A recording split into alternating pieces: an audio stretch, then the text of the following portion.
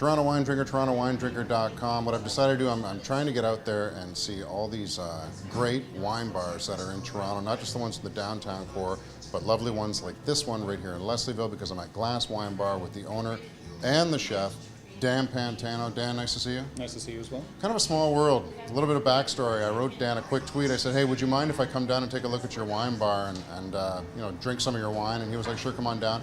And then, long story short, a mutual friend of ours knows you from like back in high school. Yes. And now here we are. So that means you're a Windsor boy, if I'm not wrong. I am. And then I was reading on your website, you spent some time over in Europe and the UK. Right. And now you're here. Tell us a little bit about that story.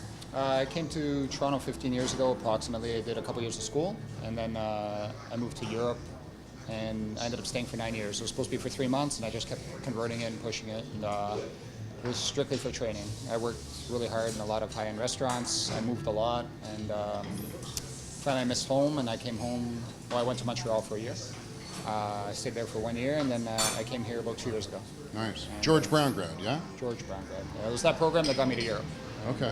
Yeah, I credit that tremendously because... Is George Brown known over there? Has it become a name overseas and things like that? Or is it just the training itself that, you know... I think outside of Italy, they don't know much. They do everything so well there, they don't look beyond that. Yeah. No. Okay. I mean, they are, I think, affiliated with the school now, so the program has changed somewhat. But it's an excellent program. It's an excellent opportunity for young chefs to go learn how to actually work where you're supposed to. So. Yeah. Now, what do you think the big differences are? I mean, you went over there, you spent 9 years over there. Now you're over here doing your own thing. Right. What are the big differences in the way they run restaurants over there compared to the way they run restaurants over here? A lot of family-owned restaurants, a lot of restaurants that are maybe just one unit. Here you can get multiple unit restaurants, a lot of partnerships. The clientele is different. They're very highly educated as far as ingredients and flavors. Sophisticated? Yeah, Yeah. very much so. Very difficult to cook for Italians. Yeah. You're Italian yourself, are you? Yeah, my parents, Okay. yeah, absolutely. Yeah. Are you difficult to cook for? No, I'm so happy to eat that I don't care. You can give me a peanut butter jam sandwich, I'd be so on top of the world. As long as somebody else made it, I don't care. Right. So you come back to Toronto, you settle down. Why Leslieville? Why this neighborhood? I ended up subletting a place while I was looking around. I was looking to open up a chocolate shop, actually. Wow. I didn't want to cook anymore. Are you a chocolatier as well, then? I took courses in chocolate. I worked with a lot of high-end pastry chefs, so it's been always my passion. I fell in love with it in Paris, and it's always been a passion of mine, and I thought it'd be more of a regular lifestyle, so that was attractive to me. Okay. I was tired. I worked hard in Europe, and I was tired. Yeah. And so as I was looking around, I saw this place. I lived a couple blocks away, and I just kept seeing it, and finally, somehow I got it. I don't know how, but...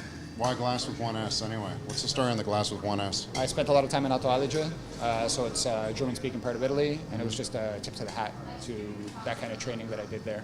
So Nice. It's a German spelling. People come to Glass Wine Bar, what should they expect? Hospitality at its best. We leave pretentious at the door. We approach wine and food in a very different way, in the sense that we're very thoroughly, genuinely happy that people are here. And it's simply for the experience. We don't try and push people out. I want to hear laughter in the dining room. I want people to be happy. I want the food to be surprising. So we try, and it's a very casual atmosphere, but the food we try and be a little more elegant with the food. We're using really, really high-end products at an affordable price. So I'm presenting a little bit in a way that you would get in a restaurant that's a little more elegant, perhaps. So I like the shock value. I've been looking at the online reviews and stuff too. You got really good reviews. Customers really seem to like the place. Yeah. How long have you been open anyway? A year was June 20th.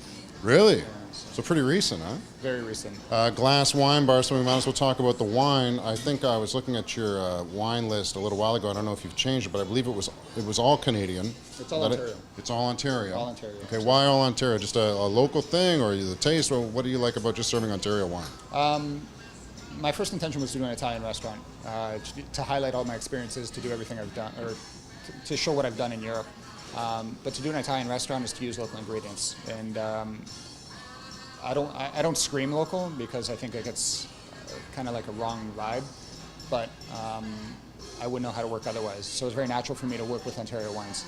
I love the relationships that we establish with the small wineries. I love that the winemakers come here to dinner, and then we have discussions about wine, and I love being able to send people to the wineries. So maybe it's a little bit selfish, Nothing wrong with Selfish. I like it too. And then in tasting the wines, I worked closely with Pantano when I opened, and in tasting the wines, they surprised me because when I left, they weren't like this. And so if it's not... In what way? They weren't as developed, they weren't as sophisticated, they weren't as... they were very harsh back then. Now you have a bunch of wineries all competing and working together, I should say, and they're working well together, and they're experimenting, and they're trying to find their niche, right? They're starting...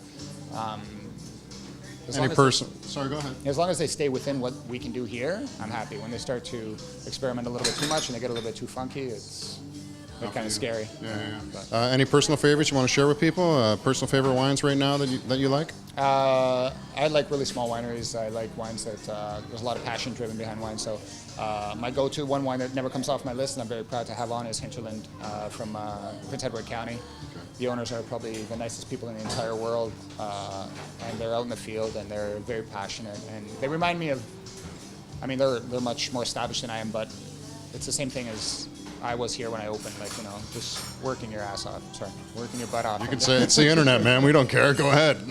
Working your butt off and passion driven and suffering, and they have a fantastic wine. Is that what you have? Is that what we're having right now? Is that what this is? Yeah, really? Always, mind if I have a quick taste here? Yeah, absolutely. Yeah, this is the best part of it. I will. All right, describe. So this is Hinterland, did you say? Is the name of the White Cap.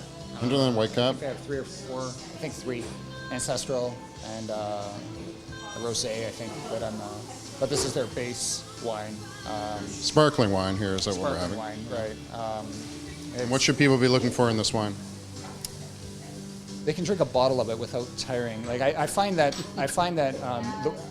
I'm not an expert on wine. I know what I like. I drank a lot of wine in Europe. I worked with a lot of winemakers.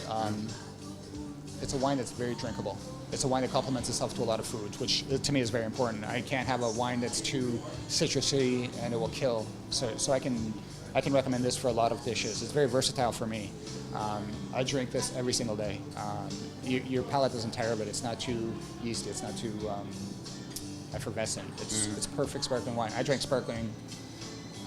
so much sparkling when I was in Europe. I'm very, very picky about It's big over there, right? Much bigger than it is here? Rosés and sparkling is something I drank all the time. Rosés, especially in the summer, like it's got a bad connotation here. That's weird, isn't it? It's very weird. Yeah. It's a shame because some excellent wines.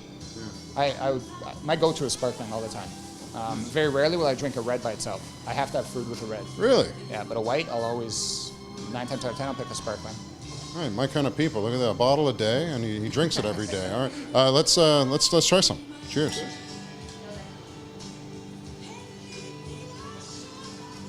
That's great. It's a nice wine, very crisp, a little bit citrusy. It leaves a really nice aftertaste. Yeah, I like it a lot. Yeah, and this is on your list all the time. This wine will never go off my list. I'm very loyal to the people I love, and these are awesome people. I have a lot of wines that I'd love to keep on the list, but I want to circle through some smaller wineries and do some more niche stuff. The Cromore set out of Niagara, Beamsville, do some fantastic wines, and you would never find them. It's small, but he's probably extremely knowledgeable, extremely passionate. Creekside Estates produce great wines. There's a bunch of really good wineries I'm very attached to. So even if it's not on my list, it's always, there's bottles running around in the restaurant somewhere. So. Let's finish off, just highlight the restaurant a little bit more. So when people are going online, are there specials or anything you want to recommend when people should come down, or opening hours, things like that? Yeah, we're open Tuesday to Saturday, 5:30 to close. We do Saturday, Sunday brunch. On the brunch, we try and do something a little bit different. We're not doing your typical huge portions of brunch. We're trying to do something a little more elegant. Again, we're really pointing with the quality of the ingredients. For dinner, we cater a lot to vegetarians. We do a lot of vegetarian food because I'm trying to showcase the vegetables. And I actually have a farmer from Windsor, Mark Trillo. He's got a fantastic production. And we do set menus that have been going really, really well lately. So everyone seems to be getting set menus, and they're loving it. So it's been a little over a year, a lot of sweat equity, and it's paying off. It's a beautiful place. Thank you. It's a beautiful place. I know you've got a big party set up here, so I know it's going to go well tonight. Crazy tonight. Yeah, and thanks for the wine, and I'm sure we'll talk again. All right, thanks, Dan. Sorry.